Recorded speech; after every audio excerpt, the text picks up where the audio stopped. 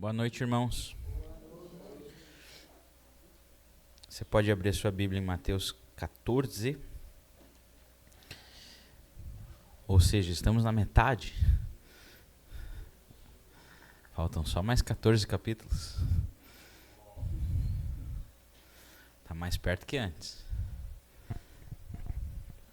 Mateus 14, a partir do verso 22. Antes da gente entrar na palavra, eu queria te pedir algo. Para que antes da gente ir embora, a gente possa orar pelas nossas crianças. Você possa orar por 2, 3 crianças. Para quem tem mais de 3, tem que orar por mais e outros de preferência. Porque as nossas crianças são a igreja do amanhã, correto? Elas estão aqui hoje, mas elas vão nos suceder. E enquanto eu estava no momento de adoração, me veio muito a imagem de Israel no deserto. E é uma coisa muito pesada que acontece, é quando se diz que aquela geração que nasceu no deserto, ela não viu os grandes feitos de Deus. Ela não viu o mar se abrir. Ela não viu Deus descer no Sinai. Ela não viu Deus libertar o povo do Egito. Ela não viu o anjo se movendo entre eles, o tabernáculo sendo cheio da presença de Deus. E eles não tinham muita noção de quem era Deus. Então, isso não é algo distante de nós. Facilmente nós podemos tornar nossos filhos de crentes que vivem dentro da igreja, que ouviram sobre Deus, que têm informações sobre quem Jesus é, mas talvez nunca tiveram um encontro com Jesus.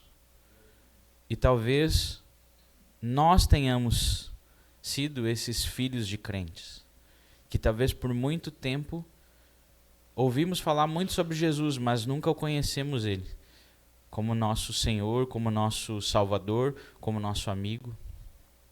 Você entende isso? Faz sentido isso? Então, isso tem um pouco a ver com o que a gente falou agora nesse momento de apresentação. Os mais velhos, os pais, eles são exemplo. Eles precisam, antes de ensinar os filhos a amar o Senhor, eles precisam amar o Senhor. É uma questão de influência, de exemplo, de imitação. Mas só isso não resolve. O evangelho precisa encontrar o coração das crianças.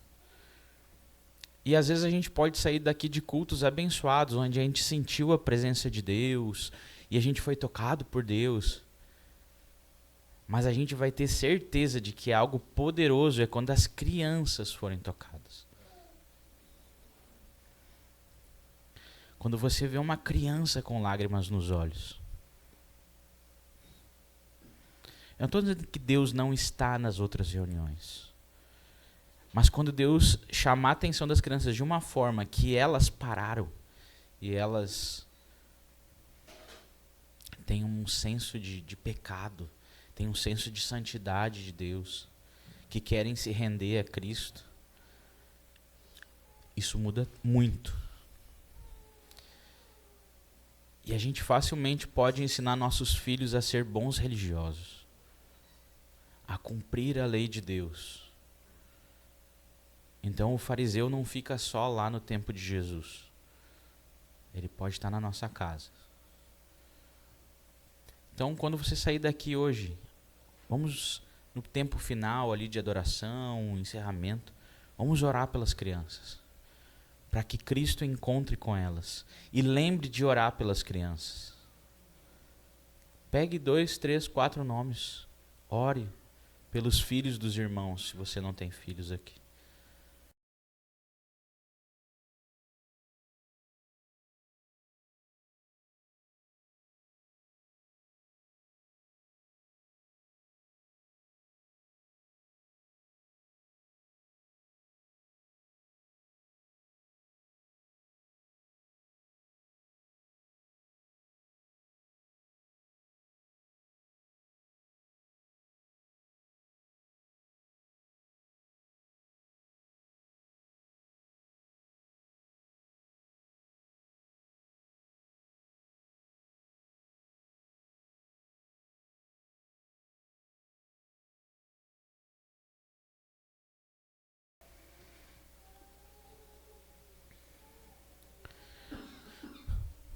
Logo em seguida, Jesus insistiu com os discípulos para que entrassem no barco e fossem adiante dele para o outro lado, enquanto ele despedia a multidão. Tendo despedido a multidão, subiu sozinho ao monte para orar. Ao anoitecer, ele estava ali sozinho. Mas o barco já estava a considerável distância da terra, fustigado pelas ondas, porque o vento soprava contra ele. Alta madrugada, Jesus dirigiu-se a eles, andando sobre o mar. Quando o viram andando sobre o mar, ficaram aterrorizados e disseram: "É um fantasma!" E gritaram de medo. Mas Jesus imediatamente lhes disse: "Coragem, sou eu, não tenham medo." "Senhor", disse Pedro, "se és tu, manda-me ir ao teu encontro por sobre as águas." "Venha", respondeu ele. Então Pedro saiu do barco, andou sobre a água e foi na direção de Jesus. Mas quando reparou no vento, ficou com medo e, começando a afundar, gritou: "Senhor, salva-me!" Imediatamente Jesus estendeu a mão e o segurou e disse: "Homem de pequena fé, por que você duvidou?" Quando entraram no barco, o vento cessou. Então os que estavam no barco o adoraram, dizendo: "Verdadeiramente, tu és o Filho de Deus." Depois de atravessarem o mar, chegaram a Genezaré. Quando os homens daquele lugar reconheceram Jesus, espalharam a notícia em toda a região e lhe trouxeram os seus doentes. Suplicavam-lhe que apenas pudessem tocar na borda do seu manto, e todos os que nele tocaram foram curados. Até aqui a palavra do Senhor. Vamos orar? Senhor Deus, nós te pedimos, Senhor, nessa noite, que o Senhor nos conceda, sim, espírito de sabedoria e revelação. Mas também te pedimos, lava-nos com a tua palavra, Senhor. Lava o nosso coração, a nossa mente, Senhor. Apura os nossos ouvidos, Senhor, com a tua palavra, Senhor. Para que possamos crer, Senhor. Para que possamos confiar em ti, Senhor. Lava-nos com a tua palavra, Senhor. Deixa-nos limpos, Senhor, nessa noite, Senhor. Em nome de Jesus. Amém.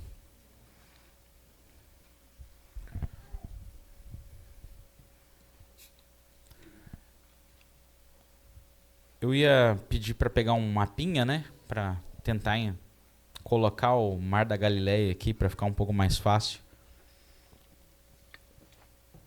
Mas não vou lá pedir pro varão lá, para deixar o varão empenhado. Mas tenta imaginar um ovo, uma figura oval, ok? Mar da Galileia, parte norte para cima. Deixa eu ver se eu me acho aqui, porque vocês vão estar numa posição e eu vou estar em outra. Nordeste. Nordeste vai ficar para lá, né? Ó, acertei. Então, se o Nordeste é para cá, o Noroeste é para cá. Muito bem. Ok. Vamos lá, vai dar certo. Praticamente, a atuação de Jesus ficava a noroeste, ok?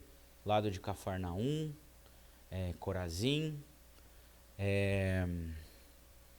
qual outra cidade ali próxima? Mais para baixo ficava Tiberíades, que fica mais ao centro do lago, do mar. E Nazaré ficava um pouco mais para fora, longe do lago, assim, perto de Tiberíades. E por que isso é importante, né? Porque a gente viu no final de Mateus 13, Jesus em Nazaré. E lá em Nazaré, lembra que ele não foi reconhecido pelos seus antigos vizinhos. Viveram 30 anos com ele e não lembravam quem ele era. Não conseguiam ver nele aquela figura do Messias. Era só o filho do José, o filho da Maria. E possivelmente saindo de Nazaré ele passa por Tiberíades, porque a gente tem a cena da morte de João Batista, lembra? A gente viu aqui sobre a morte de João Batista. E Tiberíades era a cidade onde Herodes Antipas permanecia, era a cidade de Herodes. Era um grande centro ali, mais ao centro do lago. Por que lago? Porque às vezes o Mar da Galileia também era chamado de Lago de Tiberíades. E Cafarnaum ficava mais ao norte, noroeste. Possivelmente, então, ali, Mateus 14, que tem a ver com a morte de João Batista, Jesus ele já passou por Tiberíades, e lá em Marcos aparece um envio de Jesus, ele envia os 12. Isso não em Mateus, mas na sequência de Marcos. Possivelmente eles tenham ido para essa região de Cafarnaum e para esses vilarejos acima, novamente. E por fim eles voltam, se encontram com Jesus. Jesus pode ter ido também para Cafarnaum ou permanecido mais próximo à região de Nazaré e Tiberíades. E aí, lá no texto de Marcos, diz que eles estavam cansados, que eles não conseguiam nem ter tempo de comer. Eles não conseguiam fazer refeição de tanta coisa que estava acontecendo. Por quê? Porque os 12 foram, expulsaram demônios, espíritos imundos, curaram pessoas, voltaram felizes, mas ao mesmo tempo, assim como Jesus curava e fazia muitos milagres, e o povo vinha atrás deles, começaram a vir atrás dos discípulos também. Ao ponto que eles não conseguiam nem fazer uma refeição direito. E os caras estavam cansados. Então Jesus propõe para eles, vamos atravessar para o outro lado do mar, para o outro lado do lago, vamos para o lado de Betsaida. Literalmente, eles foram para outra ponta do lago. O que aconteceu? Isso a gente viu na última pregação. O povo foi atrás. Alguns pegaram barcos, muitos foram a pé, fazendo toda a costa de cima, assim, né? Imagina, saíram de uma cidadezinha, fizeram toda a volta do lago lá para outra ponta. A galera foi a pezito ou de barco. Quando eles chegaram lá, já estava toda aquela multidão. É nesse momento que acontece a multiplicação dos pães e dos peixes. Isso aconteceu possivelmente na região do deserto de Batirá, perto de Betsaida. Isso ficava aos pés das colinas de Golã. Talvez você já ouviu falar sobre isso. É uma região montanhosa que fica aí, imagina o lago está aqui, né, na visão de vocês. Então tem toda uma cordilheira aqui, toda uma cadeia de montanhas que fica bem pertinho do Mar da Galileia. Então Jesus multiplica os pães, cura pessoas. E como a gente viu também lá no texto de João 6, eles tentam, diante de tudo isso, coroar Jesus à força. Conforme o texto que você vê que Jesus ele meio que foge disso, né? Em outro contexto, parece que ele despede a galera, mas meio tipo, vambora. E o que ele vai fazer é que ele vai orar. E isso a gente já vê nesse texto aqui que a gente já está lendo. Ele se propõe, depois de despedir a multidão, que era uma galera, alguns textos falam 5.000 homens, então não está contabilizando mulheres e crianças, então tinha muita gente. E todo esse povo ao mesmo tempo queria coroar ele rei, mas estava ali porque queria ser curado. Então Jesus manda eles embora, sobe no monte para orar e pede para os discípulos, me esperam no barco. Logo eu vou encontrar com vocês. Só que nesse processo, rola uma tempestade. E o barco é empurrado para dentro do mar. E Jesus não vem. E os discípulos estão lá. Ficaram esperando. Você sabe quando você está esperando alguém e a pessoa não chega, né? Você fica feliz. Ele vai esperando. E vai passando a hora. Vai passando a hora e vem uma tempestade. E o barco é empurrado para o meio do lago. Deve ser uma sensação ótima.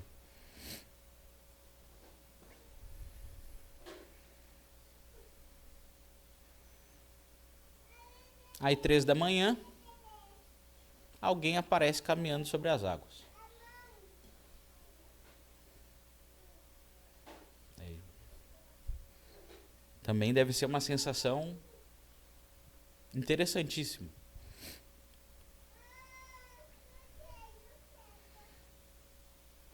Então esse é o contexto que a gente está olhando para esse texto, ok? Os textos que têm correlação aqui é Marcos 6, do 45 ao 52, a gente não vai ler hoje, e João 6, do 16 ao 21. Se você quiser anotar, para ler depois, você pode fazer isso. É Marcos 6, do 45 ao 52, e João 6, do 16 ao 21. Eles vão ser o paralelo de Mateus 14, 22 a 36.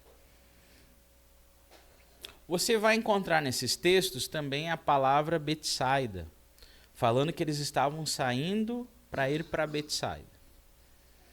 Só que eles já estavam em Betsaida, ou na região de Betsaida. Então, possivelmente, havia mais de uma cidade chamada Betsaida, ou um vilarejo chamado, porque chamava casa de pesca, ou casa de pescadores. E você está num lago, onde o principal atividade econômica era a pescaria. Então, possivelmente, eles estavam indo para Betsaida ocidental. Eles voltariam para os lados de Cafarnaum. Até aí, tudo bem? Tranquilo? Levanta a mão, Júnior. É isso aí, obrigado. Eu me sinto... ok. Você tem que lembrar do mapa, mas é para o outro lado. Não complica a minha vida. Vamos lá. Então vamos olhar de novo aqui o verso 22. Logo em seguida, Jesus insistiu com os discípulos para que entrassem no barco e fossem adiante dele para o outro lado, enquanto ele despedia a multidão. Então, como eu disse antes, essa passagem ela tem a sua correlação com Marcos 6, 45 a 52 e João 6, do 16 ao 21. E a ordem para os discípulos irem adiante, ela é justificada, como eu falei, pela necessidade de descanso. A gente não vai ler esse verso também, mas Marcos 6, 31 e 32 vai falar sobre isso. Que eles estavam já sem tempo, eles não conseguiam nem ter tempo de comer. Então eles estavam cansados. Então, após sair de Nazaré e ir em direção a Tiberíades, Jesus envia seus 12 discípulos, conforme Marcos, para os vilarejos nas proximidades de Cafarnaum. E ali eles fazem exatamente o que Jesus fez. Eles pregaram o evangelho do reino, arrependimento, e expulsaram espíritos imundos e curaram doentes. E lá fala em Marcos, inclusive, que eles ungiam com óleo, e curavam os enfermos. Então, depois desse processo, dessa missão, eles voltam extremamente cansados. Então, Jesus libera eles para ir descansar no barco. Vai para o barco lá, vai descansar. Jesus não ficava cansado, mas liberou os discípulos para ir. E como eu disse, é o contexto onde Jesus ele precisava acalmar a multidão com aquela coroação forçada, que a gente viu em João 6,15, após a multiplicação dos pães. Como eu também falei, o destino deles então era para o outro lado, no texto de Mateus. Então, possivelmente, eles estavam voltando para a região de Cafarnaum. E a ideia não era que eles pegassem o barco e fossem andando, era para que eles esperassem ele até que ele resolvesse o que tinha que resolver e ficar esperando. Só que não foi exatamente o que aconteceu. Teve alguns motivos. Verso 23 e 24 diz: tendo despedido a multidão, subiu sozinho ao monte para orar. Ao anoitecer, ele estava ali sozinho, mas o barco já estava a considerável distância da terra, fustigado pelas ondas, porque o vento soprava contra ele. Ou seja, não era para que eles começassem a viagem sem Jesus. Era somente que eles esperassem no barco. Mas devido à tempestade, o barco começou a ser afastado da costa. Enquanto isso, Jesus está orando. Ele despediu a multidão, subiu para o monte, ficou orando. De fato, fez uma boa vigília. Orou muito tempo. Quando diz o texto ali, subiu ao monte, a gente não sabe exatamente que monte é, ok? Por exemplo, lá em Mateus 5, no Sermão da Montanha, fala que Jesus subiu um monte. Também não tem uma definição qual monte é. Mas devido ao ministério de Jesus ser nas regiões de Cafarnaum, existiam montanhas ali próximo. Inclusive, existe hoje uma montanha que se chama Montanha das Bem-aventuranças, nas regiões de Cafarnaum, que pelos historiadores e tudo mais, eles entendem que ali é a região onde Jesus deu o ensino do Sermão da Montanha. Ok? Então, inclusive, essa montanha leva esse nome, Montanha das Bem-aventuranças. Mas a montanha que Jesus está orando é bem provável que seja nas colinas de Golã, porque ele estava na região de Betsaida. Ele estava nessa região mais deserta. Então eles estavam naquele lado, e aí ele estava nesse local orando. A busca da oração de Jesus, ela é com certeza, ela está ligada a essa tentativa da multidão de tornar Jesus rei, de forma forçada. Ali não diz que Jesus estava aflito, que Jesus estava em crise, não é isso. Mas a gente percebe que ali foi um momento de tensão. A gente vai ter eleições esse ano. A gente sabe que política é uma coisa que estressa. O pessoal fica nervoso por causa de política. Então imagina você ter ali diante de você um cara que poderia ser o Messias. Sem trocadilho. Ele pode ser o rei. Ele pode expulsar Roma. Ele pode nos trazer liberdade novamente. Vamos levantar ele como rei. Imagina, 15 mil pessoas talvez. Dá um barulho. E vamos que vamos consegue imaginar, né, aquelas manifestações que tem na rua? Galera, vamos. Então Jesus, ele primeiro tem que mandar o povo embora e desviar de tudo isso. Você pensa, não, Jesus é Deus, está tudo bem. Mas Satanás tentou ele, dizendo, dobra o teu joelhinho aqui, que eu te dou todos os reinos da terra. Pode ser que foi tranquilo, e possivelmente foi. Mas ainda foi uma tentativa de torná-lo rei sem passar pela cruz.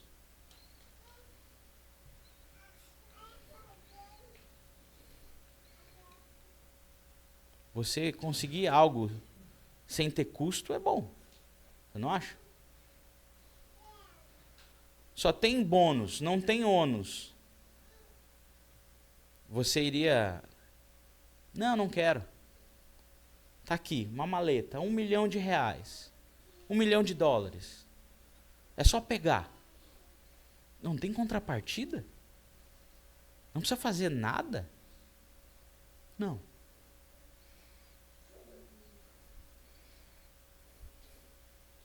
Tem certeza?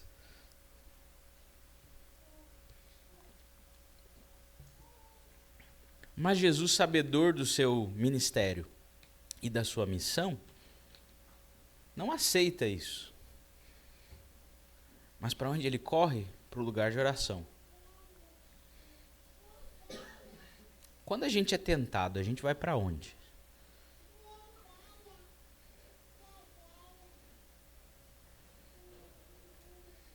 gente corre para Deus?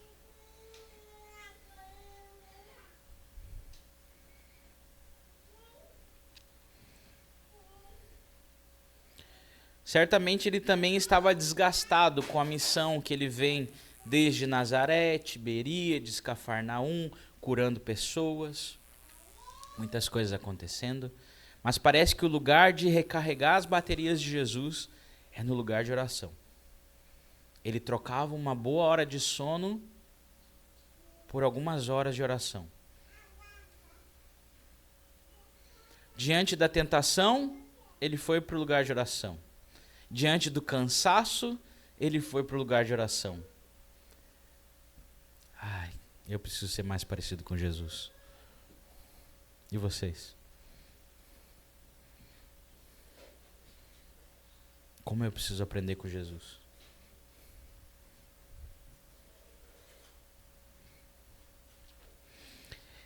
Enquanto isso, nossos 12 queridos discípulos estavam no barco e a tempestade pegando.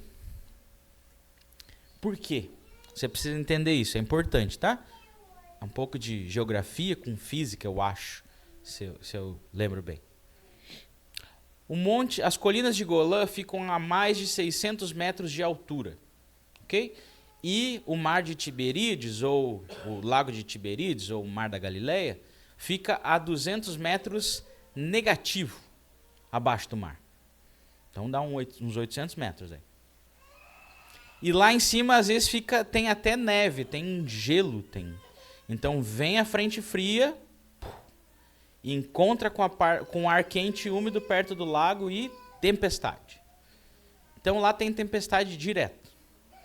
Porque a montanha é muito perto e tem essa diferença de altura. E eles lá esperando, vem essa tempestade e o barco vai para dentro do mar. Não é o que eles queriam, não é o que eles estavam esperando, mas a tempestade levou eles. E eles remavam contra toda aquela tempestade, mas não deu muito certo.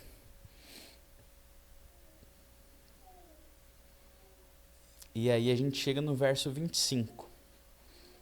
25 a 27.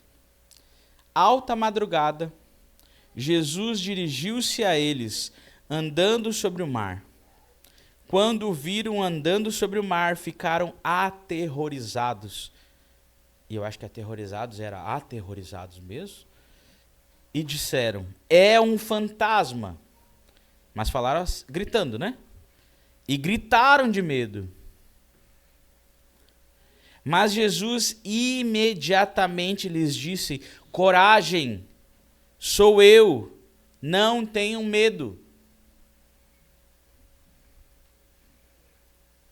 Alguns pontos importantes aqui. Na NVI ela fala alta madrugada, mas em outras versões vai falar na quarta vigília. Isso tem a ver com o sistema romano de contagem, que era de 3 em 3 horas. Então, a parte da noite ela começava das 18 da tarde, para nós, 18 da noite, até 6 da manhã. Então, a cada 3 horas tinha a primeira, segunda, terceira e quarta vigília.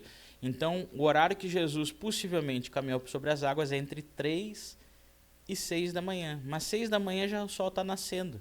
Então, como diz alta madrugada, deve ter sido ali por 3, 4 da manhã.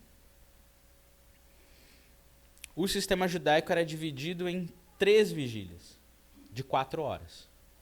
Então, era das 6 às 10, das 10 às 2 e das 2 às 6.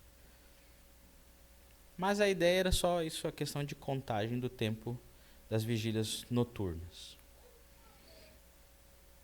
A aproximação de Jesus em Mateus omite o detalhe que ele estava a ponto de passar por eles, conforme Marcos. Marcos está dizendo que Jesus estava aqui, ó, Cooperzinho, e o barco lá, e ele já estava passando. Pá, galera, puxa, ia atravessar. Mas vou entrar no barco. Jesus estava passando o barco. Consegue? Tempestade pegando os caras aqui, apavorado, um fantasma. E o fantasma passando por eles. Ele ia passar o barco. É isso que diz lá em Marcos. Já em Mateus não menciona isso. Mas ambos relatam que era um fantasma. Então, os caras já estavam apavorados, porque estavam no meio de uma tempestade. O barco já se afastava da costa. Aí, 3 da manhã, aparece um fantasma. Então, o coração está em dia. Ninguém morreu, está tudo bem. E a palavra que Jesus traz para eles é coragem, não tenham medo. É a mesma palavra que Jesus usa para quando ele cura o paralítico e para quando ele cura a mulher com fluxo de sangue. Coragem, filha. Coragem, filho. Não tenham medo. Seus pecados estão perdoados. Pega a tua cama, levanta e vai. Ou seja, mesmo diante do apavoramento dos discípulos, Jesus conforta o coração deles diante daquela situação. Jesus não briga com eles, Jesus não xinga eles. Ele podia ter dito, né, como normalmente a gente faria: por que vocês não me esperaram? Era para ter ficado lá. Por que vocês vieram para cá?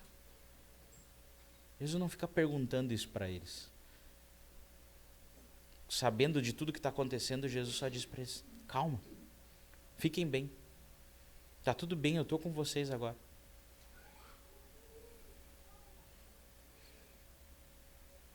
Esses textos que eu citei estão lá em Mateus 9, verso 2 e 22, do paralítico e da mulher com fluxo de sangue.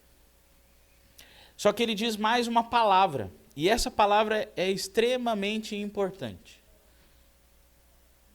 E se tem alguma coisa que você pode gravar dessa mensagem, eu gostaria que fosse isso. Tem mais algumas coisas, mas isso seria bem importante. Ele usa a expressão, sou eu. Só que esse sou eu não é um sou eu do tipo, batendo em casa, né?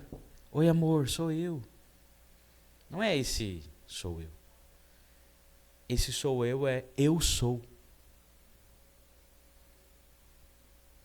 É o eu sou lá de Êxodo, quando ele se apresenta para Moisés. Tá, mas qual é o teu nome? Eu sou o que sou. É isso que você dirá aos israelitas. Êxodo 3,14.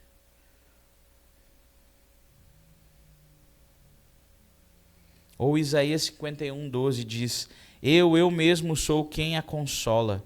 Quem é você para que tema homens mortais, os filhos de homens, que não passam de relva?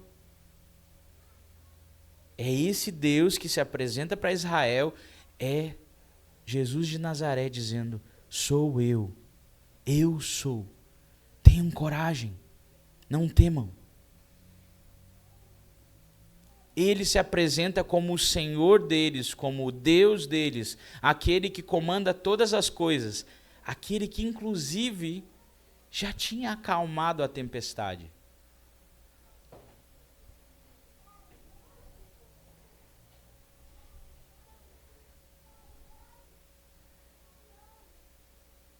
Ele se revela como sendo Deus.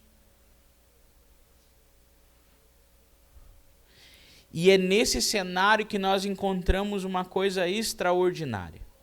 Estava falando com a Rafa hoje. A gente pega o Pedro e bate no Pedro, xinga o Pedro e fala mal do Pedro. Mas ele foi o único que andou sobre as águas além de Jesus. Você já andou sobre as águas? Não. Ninguém andou aqui sobre as águas. Se andou é mentira. Mas Pedro andou. A gente não sabe se foi um passo, se foi 2, se foi 5, se foi 10. A gente não sabe. Mas que ele andou, ele andou. Vamos lá, verso 28 a 31. Senhor, disse Pedro, se és tu, manda-me ir ao teu encontro por sobre as águas. E Jesus só disse, venha. Então Pedro saiu do barco, andou sobre a água e foi na direção de Jesus. Mas quando reparou no vento, ficou com medo e, começando a afundar, gritou: Senhor, salva-me. Imediatamente, e de novo aqui tem a palavra imediatamente. Assim como a gente viu antes. No verso 27. Imediatamente lhes disse: coragem. No verso 31, imediatamente Jesus estendeu a mão e o segurou e disse: homem de pequena fé, por que você duvidou? Perceba, Jesus ele estende primeiro a mão, depois ele exorta.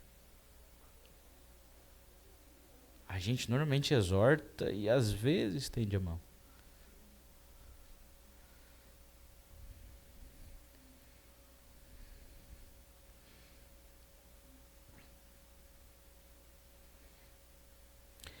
Este é o primeiro evento de 3 cenas que a gente vai ver do capítulo 14 ao capítulo 17, aonde Pedro recebe um tratamento especial diferente dos demais. Pedro, como eu disse, é o único que andou sobre as águas. Mas também Pedro é o primeiro que tem a revelação de quem é Jesus, lá em Mateus 16, né? Tu és o Cristo, o Filho do Deus vivo. E também lá em Mateus 17, Jesus paga o imposto de Pedro. Ele não paga imposto para mais ninguém. Imagina, Jesus pagou a Receita Federal do Pedro. O rapaz é diferenciado, é faixa de Jesus. Pagou a DARF dele lá. Vai lá, Pedro, pesca o peixe lá, que vai ter uma moedinha para pagar o meu imposto e o teu.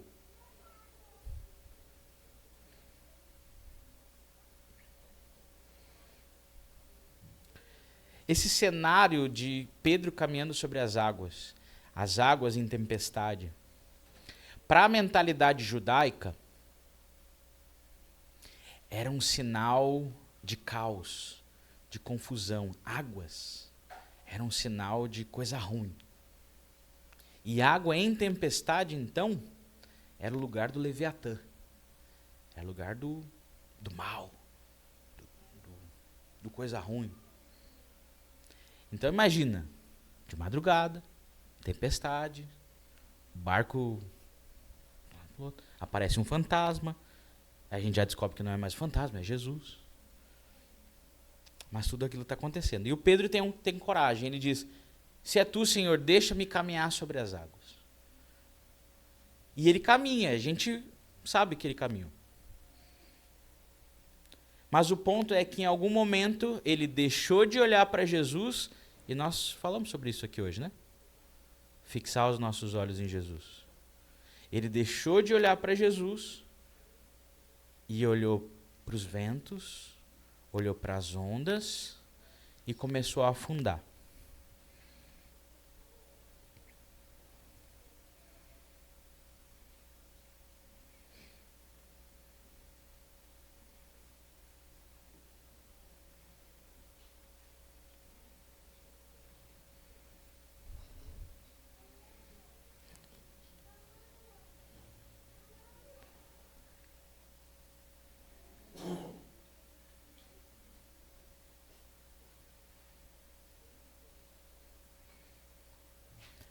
E como eu disse,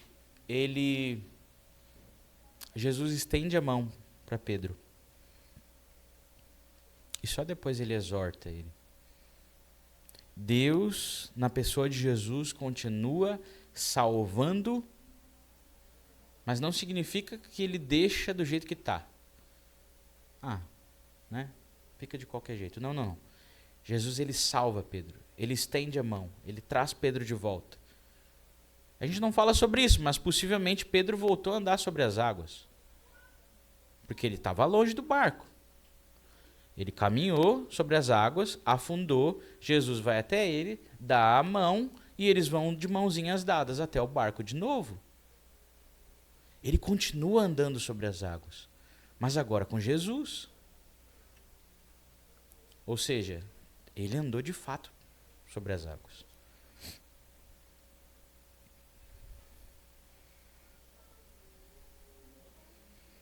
Quando a gente ouve esse termo, homem de pequena fé, Jesus já havia citado essa frase para os próprios discípulos.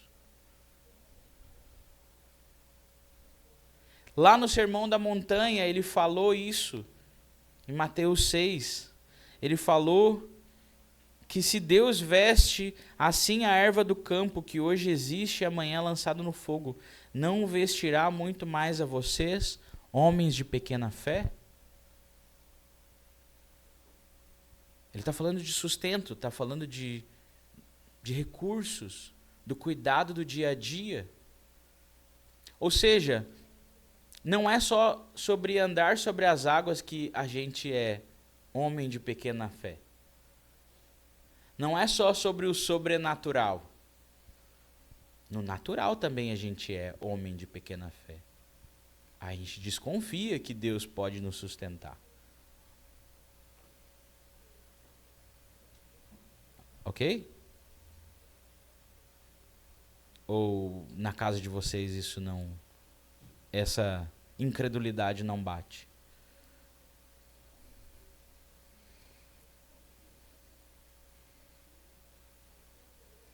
Como eu disse, isso já havia acontecido outra vez. Em Mateus 8, 26, Jesus ele diz para os discípulos. Lembra na cena que Jesus está dormindo no barco? É nesse mesmo mar que eles estão passando com o seu barquinho. E eles acordam Jesus porque eles estão com medo que eles vão morrer. E Jesus lhes diz, por que vocês estão com tanto medo, homens de pequena fé? E então ele se levantou, repreendeu os ventos e o mar e fez-se completa bonança. Ou seja, eles já haviam provado essa realidade.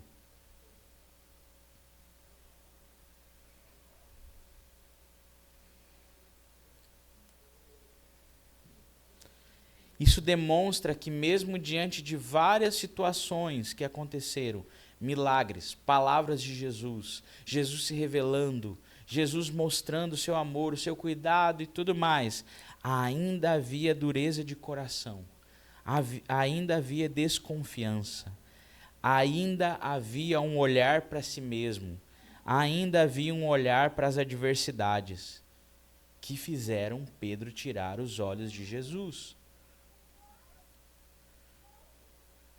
Mas, ao mesmo tempo que ocorreu isso, Pedro foi rápido no seu arrependimento, porque ele grita por socorro para Jesus. Ele não pede para os amigos do barco, me salva, ele pede para Jesus, salva-me. E o grito de socorro de Pedro, ele se expressa muito com o exemplo do grito de socorro dos salmistas, quando estão clamando a Deus, dizendo, Deus, intervém sobre Israel, salva-nos, livra-nos, nós estamos perecendo, o inimigo está vindo contra nós, temos fome, está tudo dando errado, nós te abandonamos, nós precisamos de você. Vamos ver 3 salmos aqui que nos lembram sobre isso. O Salmo 18, 16 diz, das alturas estendeu a mão e me segurou, tirou-me das águas profundas. Até parece que contrasta com esse cenário de Pedro. Salmo 69, verso 1 e 2. Salva-me, ó Deus, pois as águas subiram até o meu pescoço. Nas profundezas lamacentas eu me afundo, não tenho onde firmar os pés. Entrei em águas profundas, as correntezas me arrastam. Salmo 144, verso 7. Das alturas estende a tua mão e liberta-me. Salva-me da imensidão das águas, das mãos desses estrangeiros.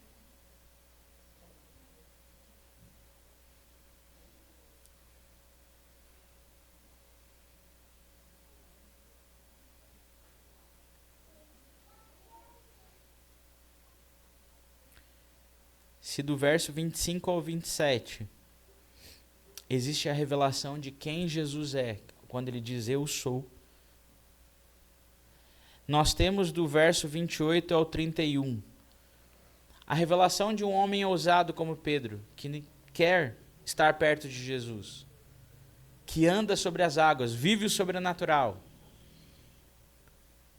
mas deixa de olhar para Jesus, olha para as situações na volta, começa a afundar, mas rapidamente clama a Jesus e Jesus salva ele, resgata ele.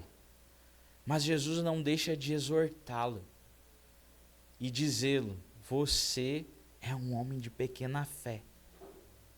Você continua desconfiando de mim. Você continua ora crendo, ora não crendo.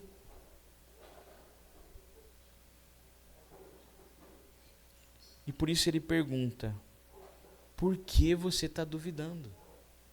Por que você está duvidando? Ele reforça isso. Homem de pequena fé, por que você duvidou? Se ele é de pequena fé, ele é um homem que duvida.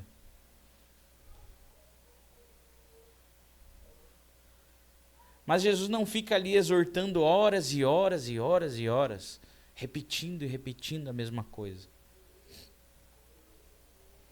Eu tenho esse dom, às vezes, de ficar repetindo. Né? Tá, deu. Troca o disco. Vamos adiante. Verso 32. Quando eles entraram no barco, o vento cessou. E o que aconteceu nesse instante no verso 33?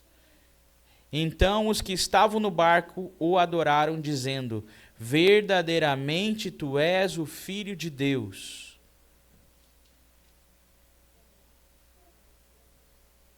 Essa é a primeira vez que os discípulos proclamam isso com a sua boca. Eles já tinham visto em Mateus 8 Jesus acalmar o mar e a tempestade. E lá eles ficaram perplexos, se perguntando: quem é este? Quem é este? Quem é este? Aí eles veem a multiplicação dos pães, eles veem as pessoas curadas. Eles começam a ver muitas coisas. Aí o cara caminha sobre as águas. Você precisa entender uma coisa. Quando Jesus disse que nós faríamos coisas maiores do que ele, é até um certo limite, tá bom? Porque tem milagres que ele fez como um homem ungido pelo Espírito, mas tem outros que ele fez como Deus. Quem abriu o mar não foi Moisés. Não foi o cajadinho de Moisés que encostou lá e o mar se abriu. A Bíblia é clara, diz que Deus fez soprar um vento até que ficou seco o caminho por dentro do mar. Aqui ele deixa claro: eu sou. Eu não preciso nem abrir um caminho no mar. Eu caminho sobre as águas. Ele deixa claro que ele é Deus. Ele não é qualquer um. Ele não é talvez o Messias. Ele é o homem divino. Ele é o Filho do homem. Ele é Deus.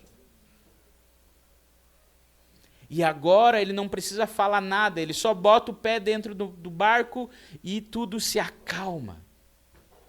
Quando os discípulos percebem isso, e com tudo aquilo que eles viram, eles, só pode ser ele. Não tem.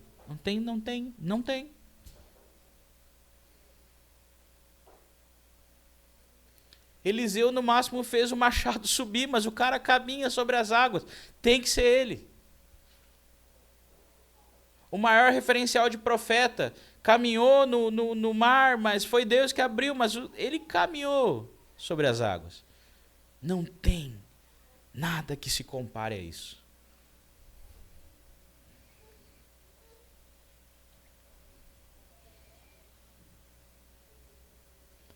Então, lá em Mateus 16, nós sabemos que Pedro declara isso, né?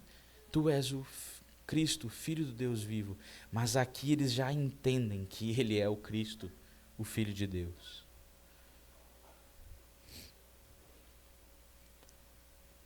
Mas por que lá é diferente, né? Isso é importante a gente entender. A gente ainda vai chegar em Mateus 16.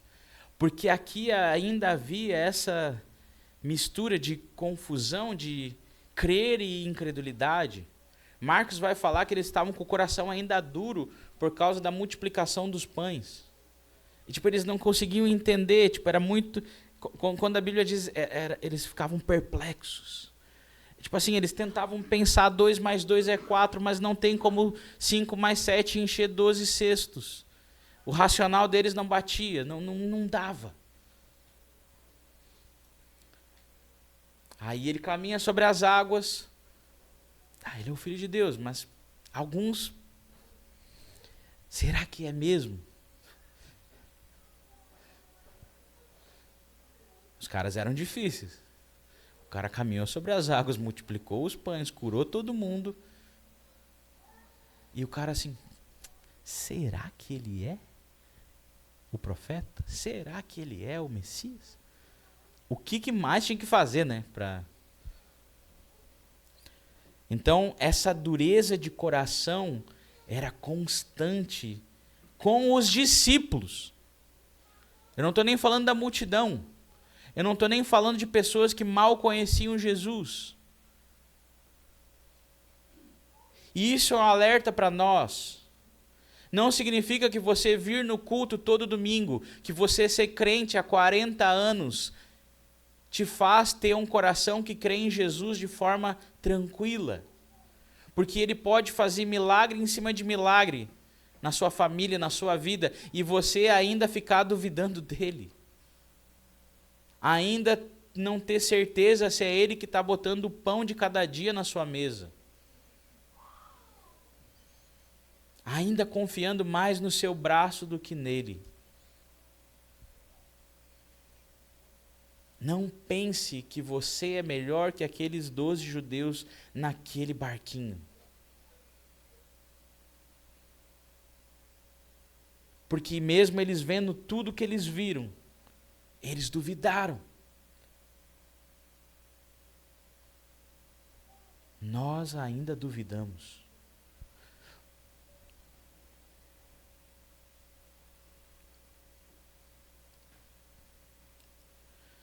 O título que eles declaram, verdadeiramente tu és o Filho de Deus, já havia sido declarado, não pelos discípulos, mas primeiramente pelo próprio Deus Pai, em Mateus 13:17, quando, após Jesus ser batizado, a voz vem dos céus, né, e diz, este é o meu Filho amado em quem eu me agrado.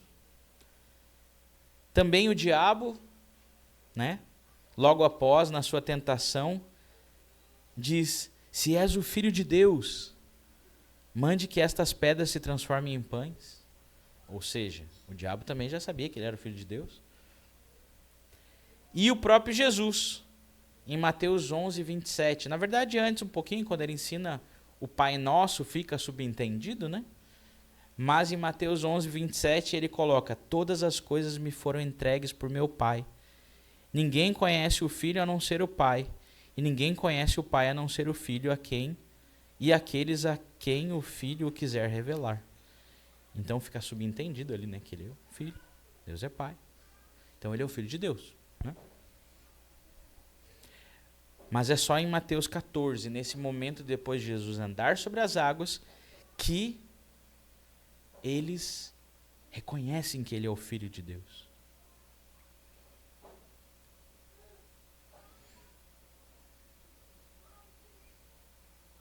Uma coisa importante para a gente ter em mente sobre todo esse processo de crer e duvidar, é que lá em Mateus 16, quando Pedro ele declara que Jesus é o Cristo, o Filho do Deus vivo, logo depois ele quer que Jesus não vá para Jerusalém e morrer na cruz. E Jesus deixa muito claro, arreda de mim, Satanás. Por quê? Porque Pedro não entendeu toda a revelação. Ele entendeu que Jesus era o Messias, mas ele não entendeu que, como lá em Lucas 24, Jesus explicando para os discípulos no caminho de Emaús, disse que o Cristo precisava sofrer para entrar na sua glória. Ou seja, a revelação que eles tinham era muito parcial, e eles gostavam de uma parte da revelação, né? Mas de outra parte não era tão agradável, como a gente ouviu o Júnior falando aqui na época da Páscoa, né, se eu não me engano. Nós precisamos do cordeiro por inteiro. Não a parte gostosinha, né? Precisamos dele como um todo.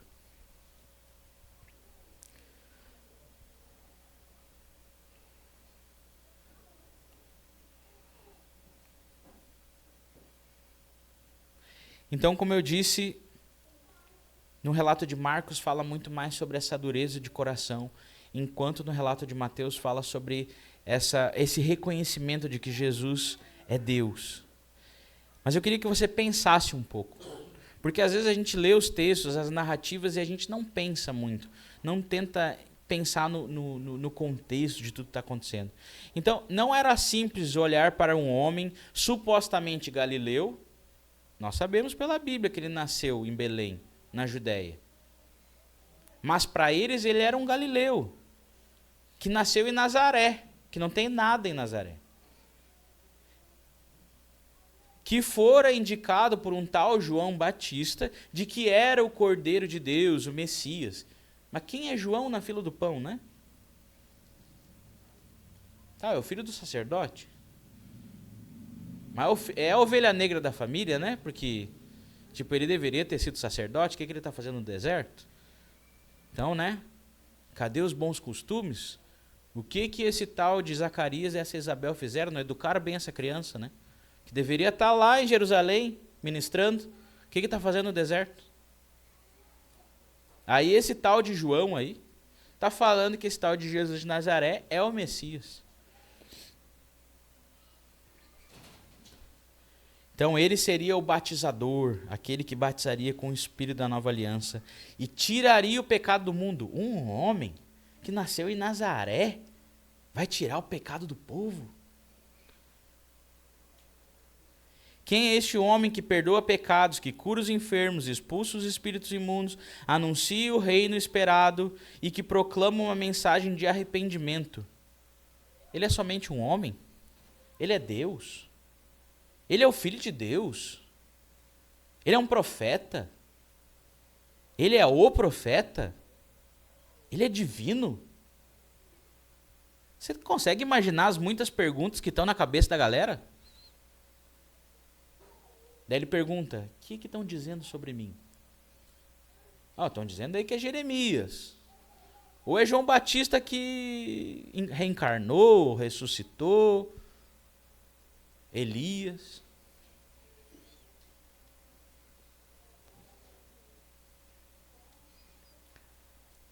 No ensino dos rabinos, o Antigo Testamento apontava para um Deus que é espírito.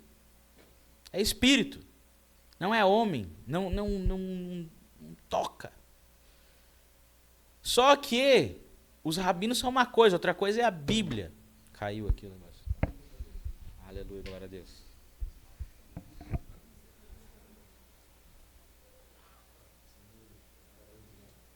Os profetas constantemente viram uma figura humana nas suas epifanias. A manifestação de Yahvé, a imagem de Deus. Constantemente eles viam um homem assentado num trono. E é isso que Paulo descreve lá em Colossenses 1,15. Ele é a imagem do Deus invisível.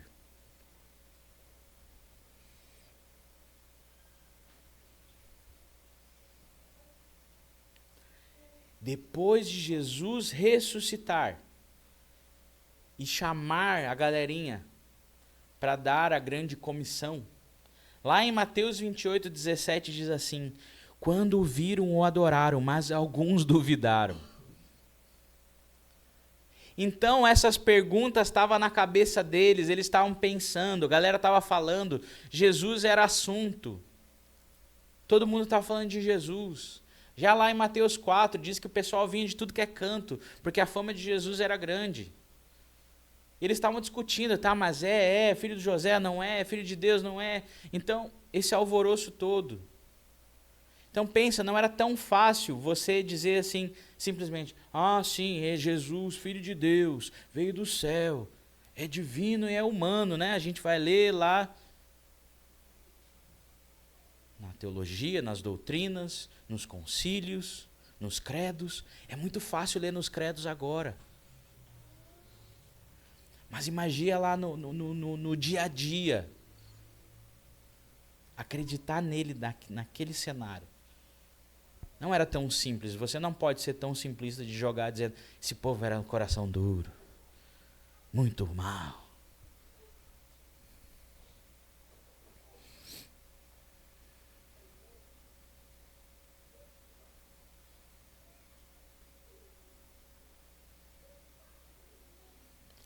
Mas nós percebemos que o agir de Deus, mesmo diante de tudo que aconteceu, levava eles a ter um coração se voltando a Jesus, reconhecendo que Jesus era Deus. E eles declararam: tu és o Filho de Deus. Mas o que eu quero que você entenda, havia ainda incredulidade. E essa incredulidade não está tão longe de nós.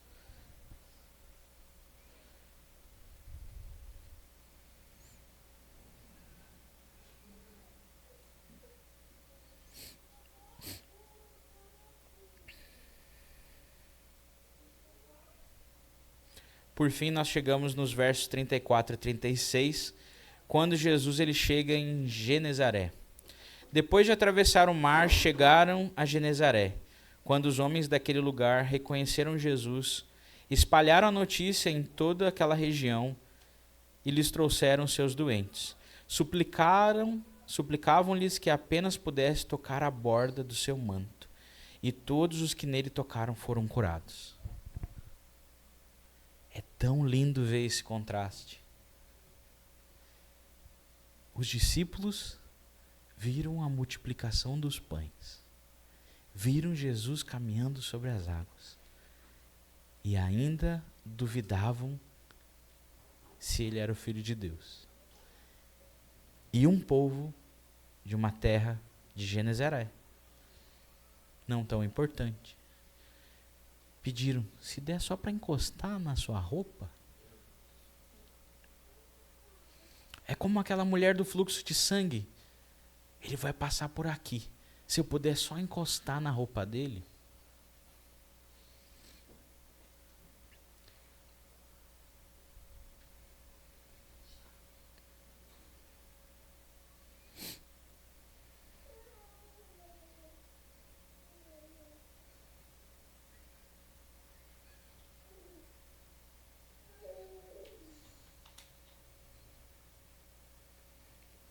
Mais uma vez, Jesus ele revela de que ele não tem medo de se encontrar com os impuros, com os doentes, com os enfermos. Porque ele não se tornava doente, impuro ou leproso, mas ele purificava, curava. Ou seja, o santo santificava a todos que tocavam. Porque ele estava ungido com o Espírito Santo.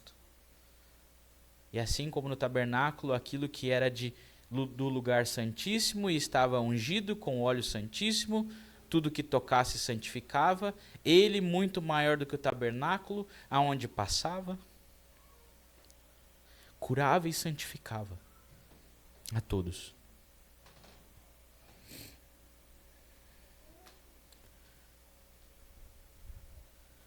Vamos a alguns pontos para concluir aqui.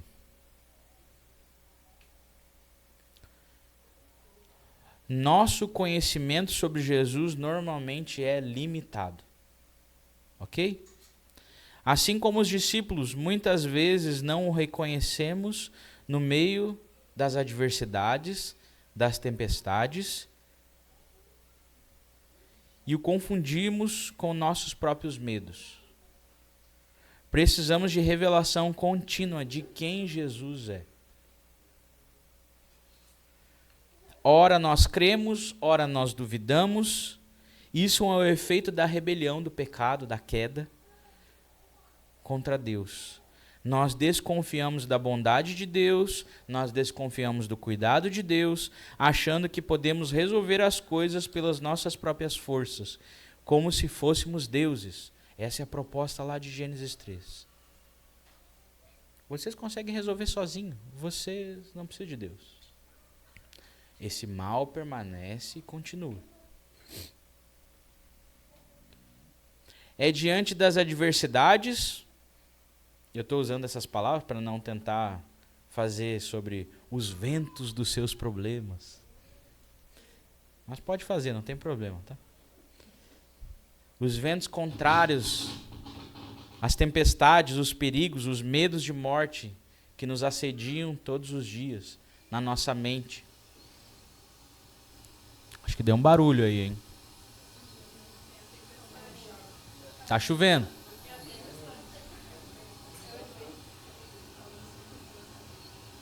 Amém. Glória a Deus.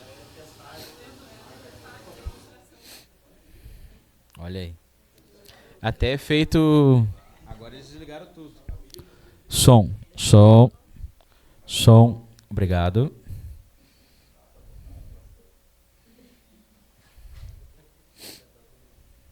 Estão tentando me derrubar. Os irmãos estão querendo ir embora já. Estão virando tradicional.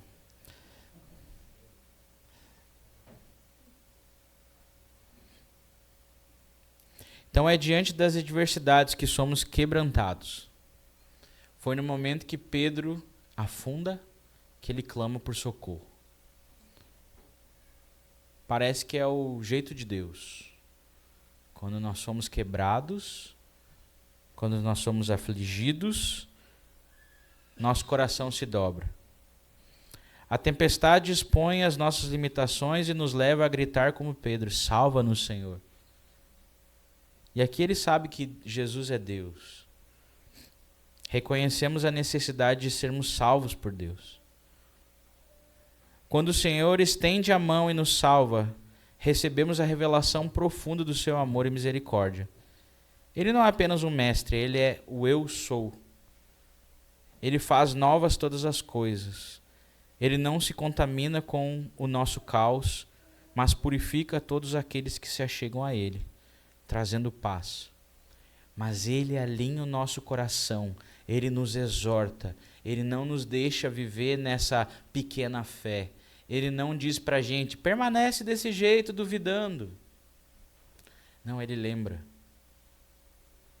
Por que você está duvidando da minha bondade? Por que você está duvidando do meu cuidado?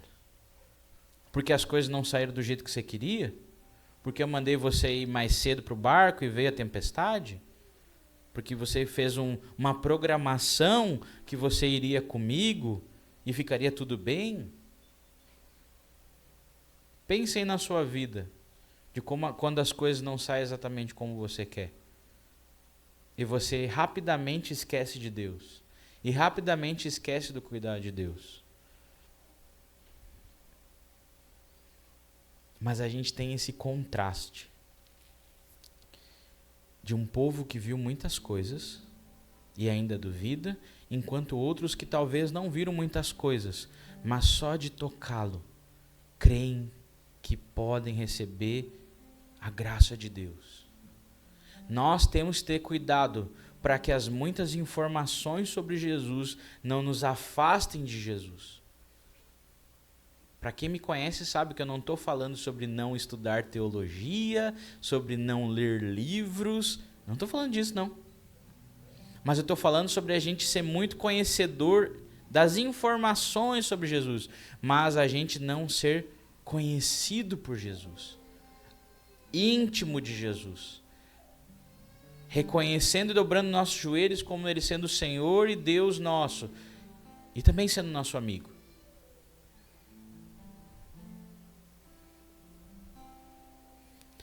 O milagre termina em adoração, que nós possamos reconhecer que Ele é o Filho de Deus. E aqui eu quero ler um último texto com vocês, que eu acredito que vai fechar com tudo aquilo que nós ouvimos hoje em todo o culto.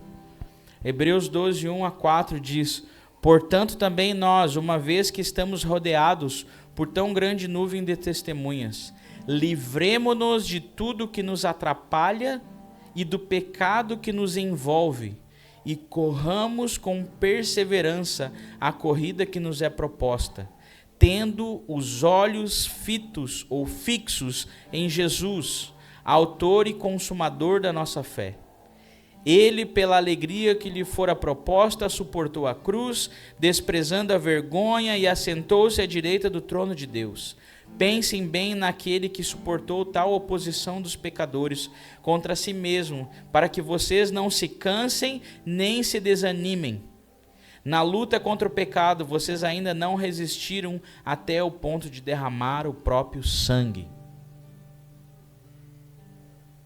Sejam aflições, sejam situações da vida, sejam o pecado, nós precisamos parar, retirar essas amarras e correr em direção a Ele. Nós precisamos fazer como Pedro. Senhor, deixa-me ir. E se a gente afundar, levanta-me, Senhor. Porque Ele vai me fazer caminhar com Ele, de mãos dadas com Ele.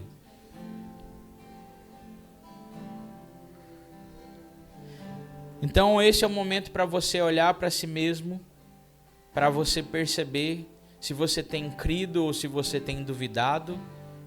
E quando tem crido, se tem crido com intensidade. Para que possamos renovar a nossa fé nessa noite e possamos olhar fixamente para Jesus. Ele é suficiente, Ele nos basta e nós precisamos dele. Nós precisamos de um despertamento espiritual, nós precisamos ter o nosso coração de novo queimando por Jesus.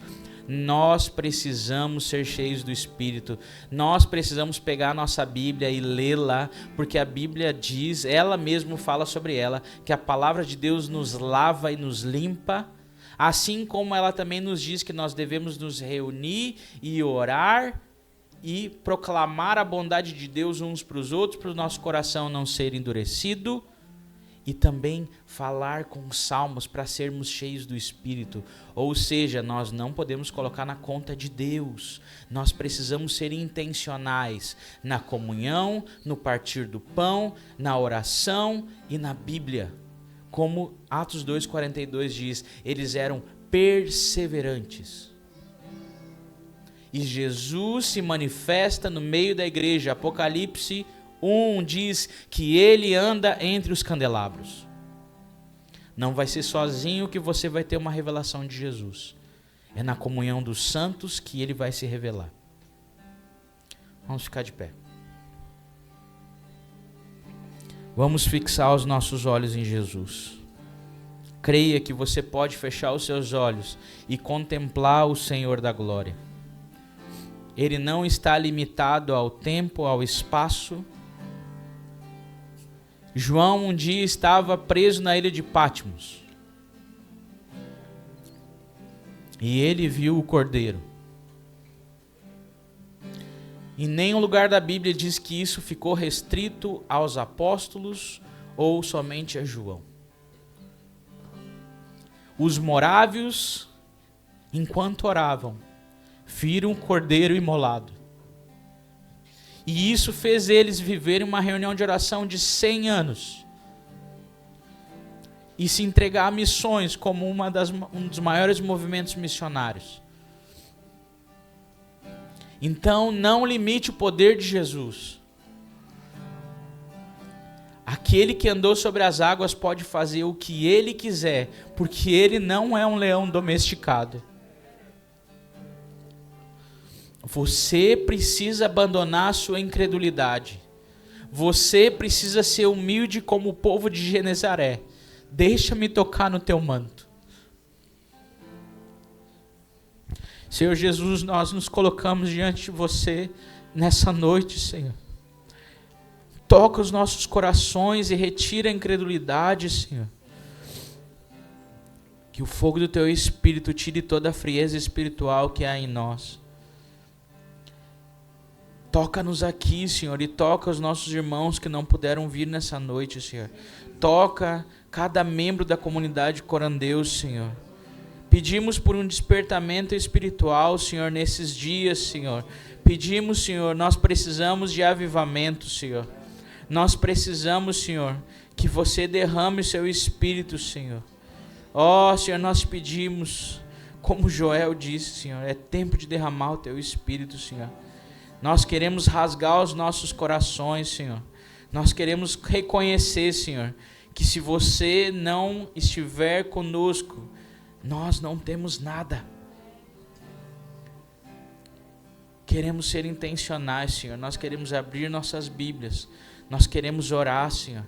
Nós queremos ter comunhão uns com os outros, Senhor. Nós queremos, Senhor, partir o pão, Senhor. Nós queremos voltar a jejuar, Senhor. Nós queremos ser generosos com os nossos recursos, Senhor. Ó, Senhor, nós queremos voltar a viver a vida cristã normal, Senhor. Nos colocamos diante de você nessa noite, Senhor, com corações rendidos, Senhor, reconhecendo que Tu és o Filho de Deus. Você é aquele que batiza com o Espírito, como disse João. Ó Jesus, batiza o Teu corpo com o Teu Espírito. Enche-nos do Teu Espírito. Nós queremos, Senhor, levantar cânticos espirituais nessa noite, Senhor. E pedimos, derrama mais do Teu Espírito. Enche-nos, Senhor. Nós queremos ser cheios do Espírito, Senhor. Nós queremos ser cheios do Espírito, Senhor. Nós precisamos ser cheios do Espírito, Senhor. Nós precisamos ter os nossos olhos fixados em você.